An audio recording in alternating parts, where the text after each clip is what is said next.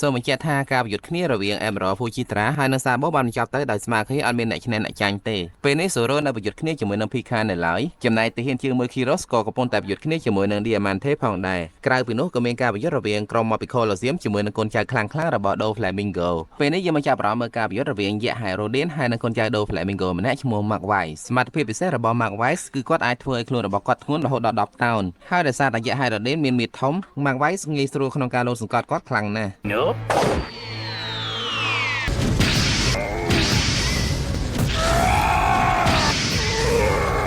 នៅពេលនោះមកវាយសប្បាយចិត្តណាស់ព្រោះគាត់គិតថាគាត់ចាត់ការយក្ស Hierodin បានហើយនៅដំណាក់កាលចុងក្រោយយក្ស Hierodin បាននឹកឃើញពីសុបិនរបស់គាត់ដែលចង់ខ្លាចទៅជាយក្សម្នាក់ដែលខ្លាំងជាងគេបំផុតប៉ុន្តែមើលសភាពរបស់គាត់ចោះមុននឹងត្រូវបានគេធ្វើឲ្យខ្លាចទៅជាថយពេលនេះអ៊ូសបបានជួយគាត់ឲ្យខ្លាចទៅជាយក្សវិញហើយមិនទាន់បានសងគុណអ៊ូសបផងគាត់ត្រូវបានគេវាយឲ្យដុនដាបដល់ថ្នាក់នឹងដល់ពេលអញ្ចឹងទៅគាត់ព្រមចុះចាញ់ក៏ងើបឈរឡើងប្រមូលកម្លាំងប្រយុទ្ធជាមួយនឹង Mark Weiss ជាលើកចុងក្រោយ 10,000 ton mines! Your nigga!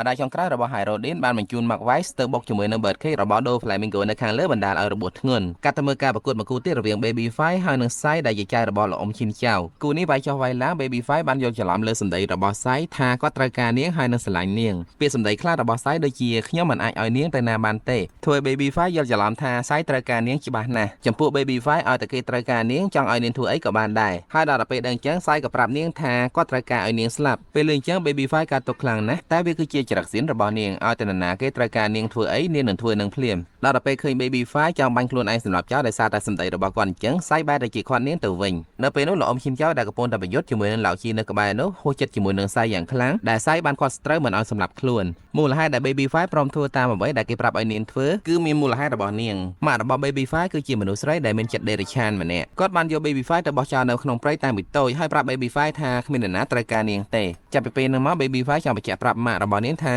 គាត់និយាយខុសហើយគឺមានគេត្រូវការនាងច្រើនណាស់អញ្ចឹងហើយទើបឲ្យតនរណាគេត្រូវការនាងចង់ឲ្យនាងធ្វើអីក៏បានដែរនៅពេល